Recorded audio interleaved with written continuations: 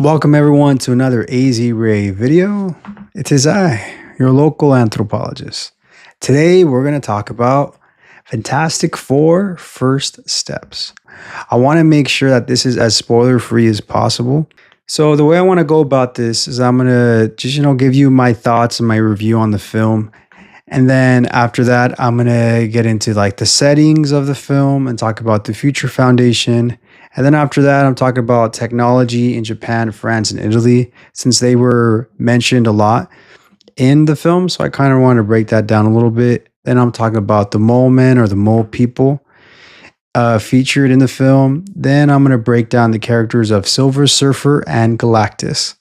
And we'll wrap it up from there. All right, guys. So let's get into it right off the bat. My movie review. So I enjoyed the film overall. It had a lot going on. I talked this about with my wife too. We kind of both agreed that the pacing, it was like a sprint. They were trying to squeeze so much things into one film and give us a lot of information. And so that it kind of took us out of it a little bit. And one of the biggest things that bothered me about the film was the Brian Grimm character, the Thing, played by Ibn Mas Bahra. Because, man, he just, every time he took me out of the film, and he's a phenomenal actor. Like, I enjoyed him from, like, Mona Lisa Smile. He's on the Bear. He's also in the World Tenenbaums. I enjoy him as an actor. He's a good actor. He just felt completely misplaced in this world. And I honestly think he was completely miscasted. Every time I saw him, I feel like his portrayal of the character took me out of it. I'm still open and to be convinced. Maybe if I do watch another one of his films, maybe I'll consider it. Maybe whatever they have going on this film is the beginning of a better story.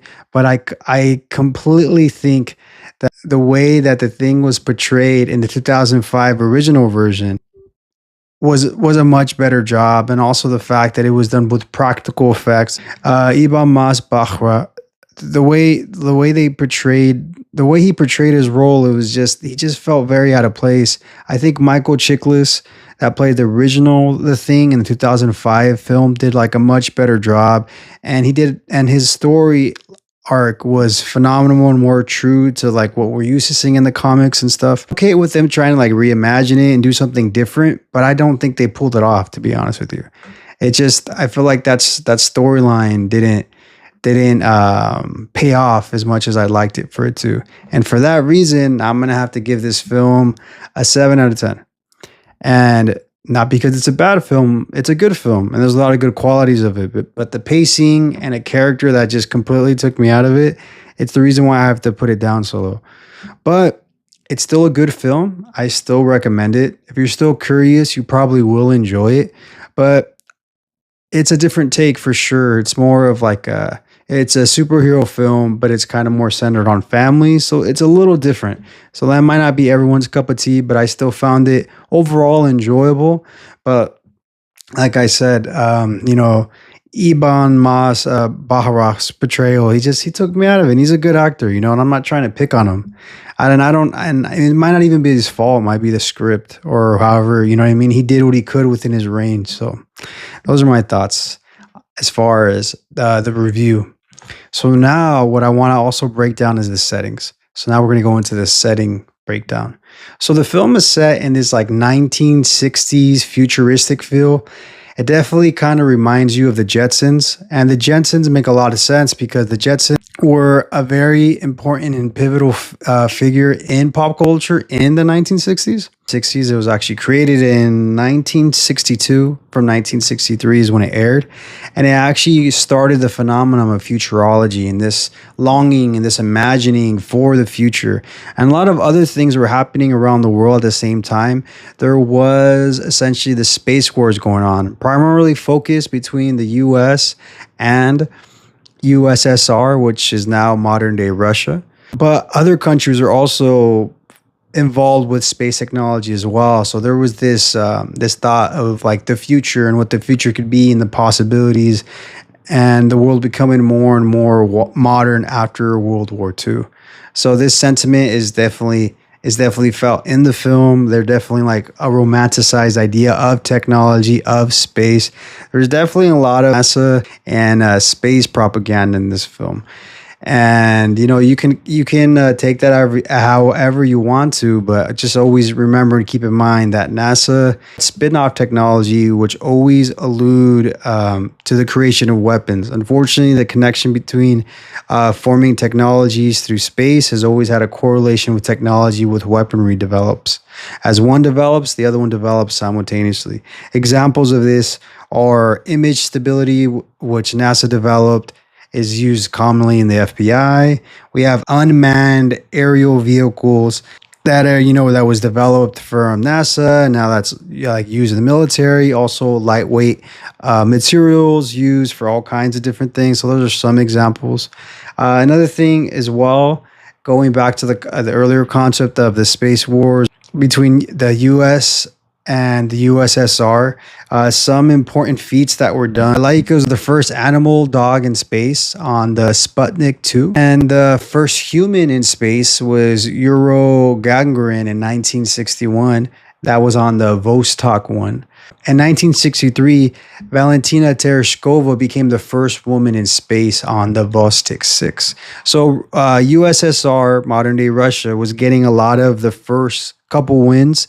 And that's where Kennedy promised to have man by the moon in the end of the 60s. And they did successfully from 1969 to 1972, man were on the moon. Maybe some of you guys don't believe that, but it's a thing. It happened. And so now that we broke down a little bit about the settings, the romanticism of the future, we have a little comment about NASA and the space wars, and a little comment on the Jetsons. Now we're going to talk about the Future Foundation. The Future Foundation was created by Reed Richards. It's meant to be this place where technologies is formed to help break down and give solutions to the world's problems and try to problem solve. It's very similar to what we see in the United Nations. They try to collaborate with other world leaders and other entities to attempt to solve the world problems. Do they always do a good job at it? Is there corruption? I'm not here to comment on that. That's its own video within itself. But just there's a lot of parallels and similarities. Although the Future Foundation is kind of more of a think tank. Are we going to see ambassadors from other countries play a role in the Future Foundation? Because what we saw in the film, there's like some minor moments of like press and having this like dialogue back and forth. Will that play a role in future films? Time will tell. And now in this next section, we're going to talk about technology. And the technology we're going to emphasize on is France, Italy, and Japan, because those are some of the major countries that were emphasized in the film. So I thought, using my anthropology background, it'd be kind of a good opportunity so we can like have a visual idea of what's happening, and then it kind of give you guys some real factual backgrounds of what was happening around the time in the 1960s simultaneously. So some things that were happening. In the 1960s, France developed their first nuclear bomb, and it was fully operational in 1964.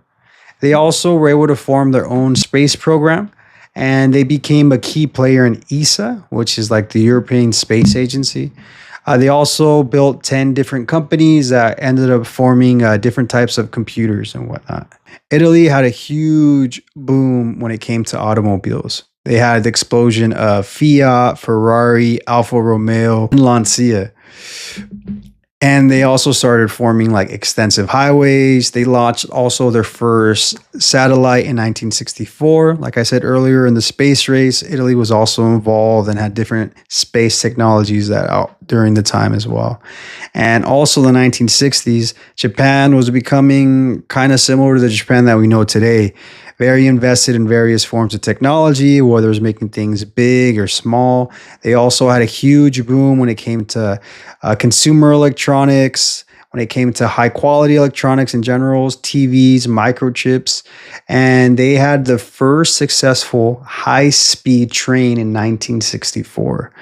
They also created the dry cell battery in 1964, and they also created the first wireless telephone, which is brought to you by the TYK Wireless Telephone Company.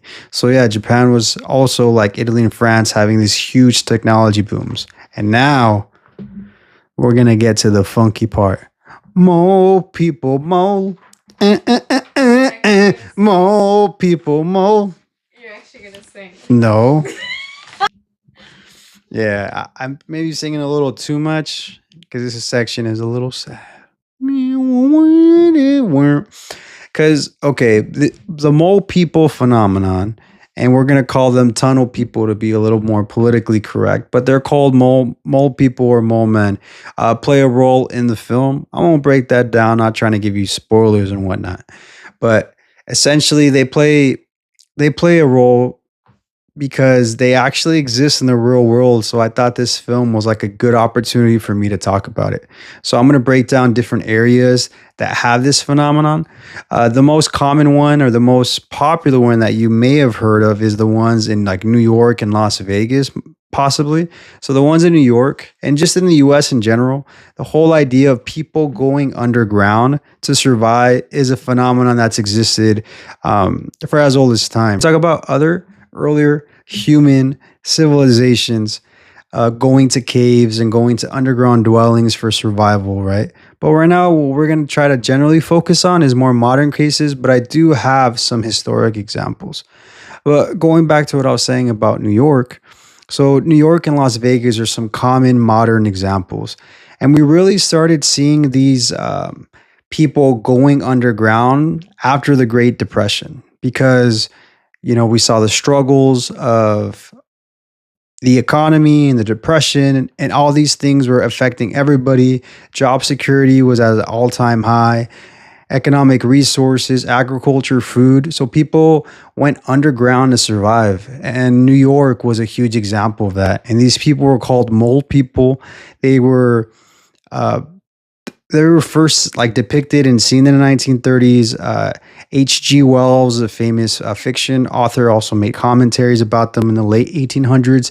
There was clues of these people going underground, like there was evidence of this happening, but there was a lot of false rumors that were created.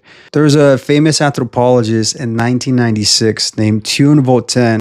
I apologize if I'm saying that wrong. His name is Dutch. Thun Voeten was an anthropologist that actually helped shape and shift a lot of different stigmas regarding these people.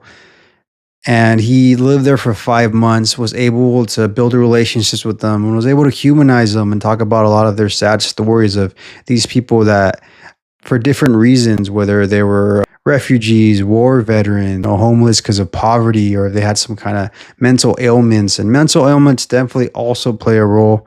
There was this big movement that was happening from the 60s that but had a big impact in the 80s that had a huge shutdown of a lot of psychological wards. And so all these like psych wards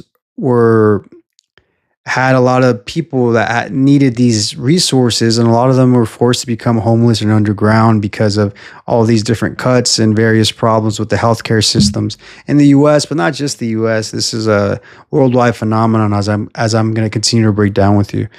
And so a similar thing is happening currently in Las Vegas, that there's over 1,000 people living underground, most of them kind of a similar parallel, whether it's related to some kind of drugs, mental health, and whatnot. So all that you see this trickle effect happening too. And Mexicali in the 1800s, Mexicali, Mexico, in an area known as the Chinesca, which is a fusion of various Chinese immigrants from the Qing dynasty. The Qing dynasty had control of various regions that weren't just China, like Kazakhstan, Kyrgyzstan, Taiwan, and Siberia. So all these immigrants would immigrate here, and they would live underground because essentially that area of Mexicali is kind of a continuation of the like the Grand Canyon and various canyons and that desert river system. And so we have lots of extreme heats and lots of extreme weather conditions. So people would also go underground. And yeah, they had a whole thriving community there. They even had they played games, they lived there, they did all kinds of different things. And they're essentially what people credit as the most pivotal people and arguably the founders of Mexicali, and made the city arguably what it is today. And now we have another example of this in Argentina. In the 1870s, Argentina was trying to escape the yellow fever, and they used undergrounded passageways in this famous mansion in Buenos Aires. The mansion was in the region known as El Zanjón de Granados. So that's another example, but that's more of an escape system. But people did live there for a period of time to escape yellow fever. Now we go into another example, which is one that I'm just bringing up because you probably think about it, but although people didn't live there, but it's an underground system that may come to your mind. So you may be thinking of the catacombs in Paris, France, but they actually were like never inhabited in that kind of way compared to the other regions. They were founded in the 18th century because of the overflows and various funerals. So it's kind of done to like counteract that. And then during World War II was definitely also used for like protection. People do live there today. There is cataphiles. There is cataphiles that live and kind of wander there, but it's not like a full-fledged society or anything like that, and like these other examples that we're going to get into. Another example has to do with, in Australia, the Cooper Pedy is a very sacred and protected spot by the Aboriginal or the indigenous people of that region, said to been formed about 35,000 years ago, and it's one of the oldest mines in the world. Then the material in the mine is considered to be sacred and holy, and the natives of those regions believe that the clay in those caves are sacred blood from their ancestors. This cave has a lot of like opal and clay and sandstone material. It's red. It's gorgeous. And yeah. And today we still have people that live here underground. It is rumored to believe that people that came from the French barricades of World War II introduced the idea to start living underground. And these underground caves and locations were very cool and cost effective, and they're still cost effective today. The temperature in those regions are like 20 degrees Celsius, like 68 degrees Fahrenheit, so they stay nice and cool. And the housing ranges from around 40,000 Australian dollars, which equates to around 21,000 euros, which is about 20,000 US dollars. So it's fairly affordable housing compared to normal housing that you're probably used to around the world. And it's pretty interesting. It's like a fully thriving city. They even have like, regular amenities like hospitals and schools and whatnot. So yeah, that's one of those modern examples that still exists today. So I also just want a brief note. Another example that you may come to your mind probably be the Chi Minh Trail, which is the whole massive underground system that was formed in the Vietnam War, which led to the success of the Viet Cong. So just a quick note on that. So for the last section of Mo, we're going to talk about Turkey and Derinkuyu, Turkey. Sorry if I'm saying that wrong. And so from the 8th and 7th centuries, we had 20,000 people living there at one point. And it served as, refugees that were mostly of Christians that were escaping persecution. And the area was abandoned in the 1920s due to the Greco-Turkish War, and the people that inhabited there were forced to flee. And in the 1960s, oh yeah, full circle. You like how that happened? It was rediscovered by somebody. Just they stumbled upon it in their home, and it got rediscovered. And yeah, so that's the end of the Mo section. So for this next section, we're going to talk about the Silver Surfer. And because she's seen as a herald, which is like a messenger, but more like a harbinger because she's like scary, ooh, bad stuff, right? So we're going to give some other examples. So this is kind of a spoiler alert warning. I'm not going to go into the plot, but just because of her character, and if you don't know, if you're going into this blind, you're going to be like, oh, why'd you tell me this stuff? But I know sometimes some Marvel fans or comic fans, they kind of dive deep a little bit on characters before they go into the film. But in case you don't, my bad. I would still consider this spoiler free, but this is like a baby spoiler if you know like nothing about the character, But I'll have timestamps below like we always do with all of our videos here at AZ Ray Videos. But Just so you guys know, just kind of a little PSA out there. But going back to it, some of the examples of this would be like in Thai mythology. We have Pra Rahu, and I apologize if I'm mispronouncing that. And it doesn't necessarily mean apocalypse, like it may, like some harbingers do, because in the Hinduism, Buddhism, fusion style mythology, when it comes to the Thai region, it's kind of more of a cyclical thing. It's kind of like it's just part of a cyclical process. The Pra Rahu brings fortune and misfortune, and that's seen in their mythology when they attempt to swallow the moon in various eclipses. The next example is Kalki from Hindu mythology. I apologize if I'm mispronouncing that as well. They are prophesied to be the 10th and final avatar of Vishnu, and they will appear in a period of like wickedness and chaos and evil, and they will come and rid the world of evil and restore dharma, and they will usher in an era of peace. So it's kind of a similar example. We also have an Irish example of the Dullahan. Sorry if I'm saying that wrong as well. It's like a headless horseman kind of figure, kind of similar to the Grim Reaper kind of feel. And then we have another region in Ghana that has their similar version of kind of a harbinger like thing known as the Owo. I apologize if I'm mispronouncing that once again incorrectly. And they're seen as like a guide to an afterlife. Most of the time, they're seen as like a ladder because they're like a step to the process, right? And you have a guide to death. You know, it's just one of the steps of the process. There is still steps afterwards. They still have that same role as a harbinger.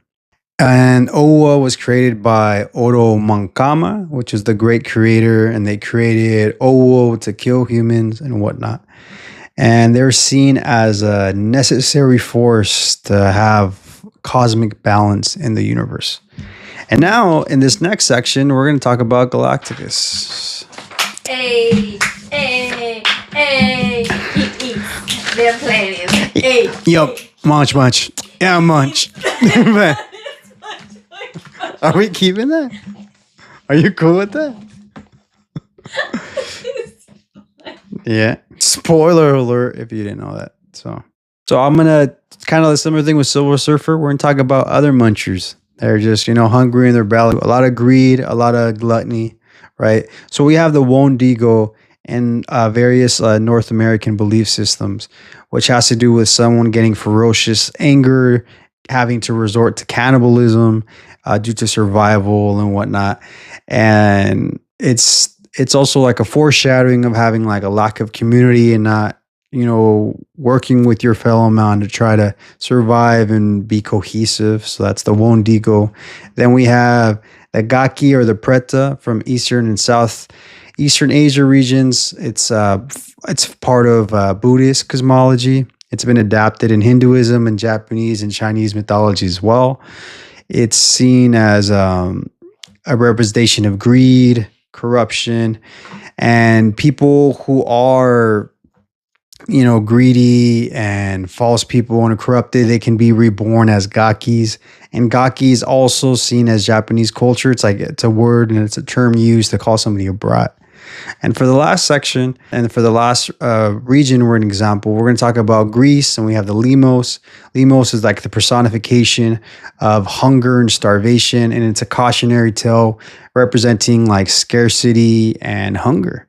So that's it, guys. I gave you a breakdown of the setting, of the characters, gave you some songs, and this is why we get along. So this has been your breakdown from A to Z. Thanks for hanging out with me, guys. Don't forget to like, subscribe. So send it to your mammy, to your pappy, and don't slap me, but slap that like button and share that video. And if you're like, hey, I want you to cover a random topic, I got you. Leave a comment below. Leave a comment on the community/post tab, and I'll make that happen to you. Oh, yeah. Thank you again for watching this video, guys.